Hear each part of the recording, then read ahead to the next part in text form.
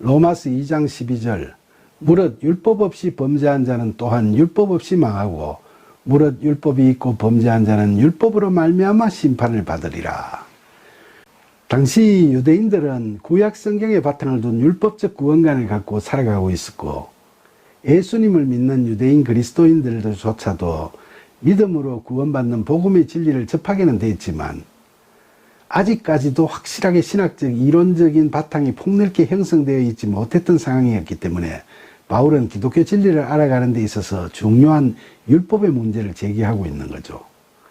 율법은 이스라엘 백성들이 출애굽해서 광야에서 지낼 때 모세를 통해 받은 십계명을 포함해서 하나님께서 하신 말씀들과 그 후에 선지자들을 통해서 전하신 말씀뿐만 아니라 구약 성경에 기록된 모든 하나님의 말씀을 다 통틀어서 이야기하는 거죠.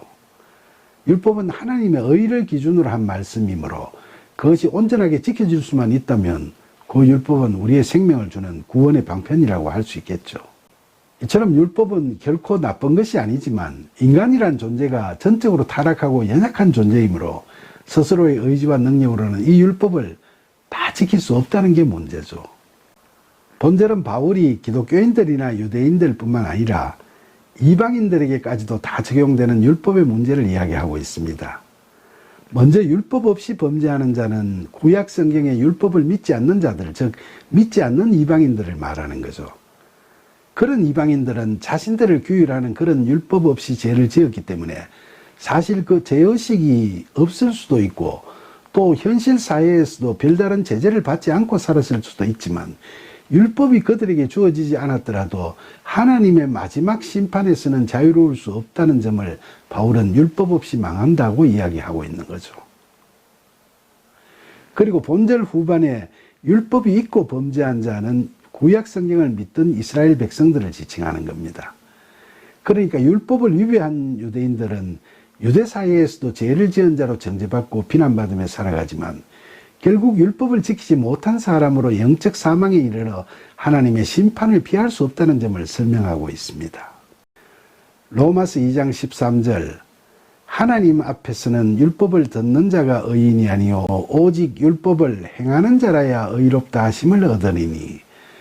그런데 본절 말씀 하나만을 딱 떼내서 이야기를 하면은 바울의 이 말씀은 우리가 구원을 받으려면 율법을 듣고 아는데 그칠 것이 아니라 그 율법대로 행하여야 한다는 명령이자 계율을 강조하는 말씀으로 받아들여질 수도 있겠죠.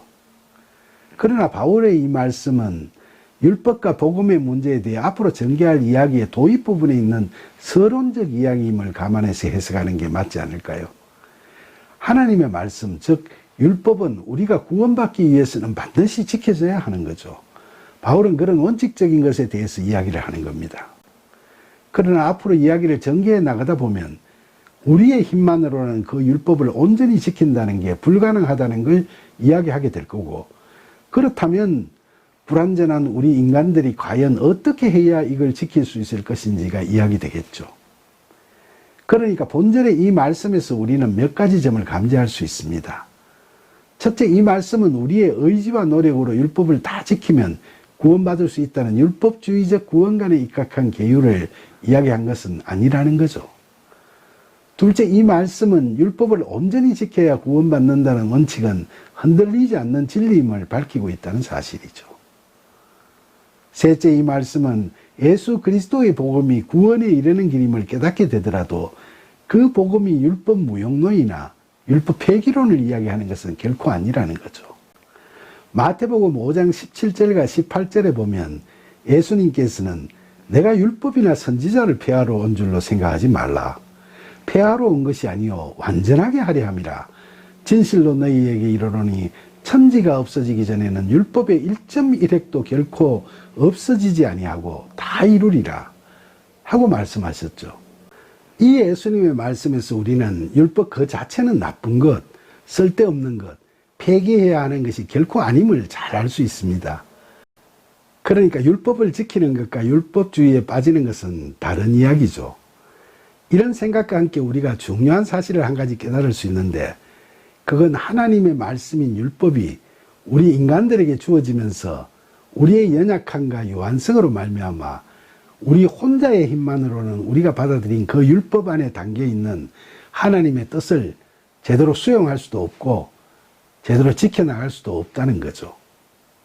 예수님께서 말씀하신 대로 복음으로 율법을 완성시키기 전에는 율법은 다이너마이트와 같은 폭발력, 즉 성령의 능력인 두나미스를 제대로 발현시키지 못하는 불발탄에 불과한 겁니다.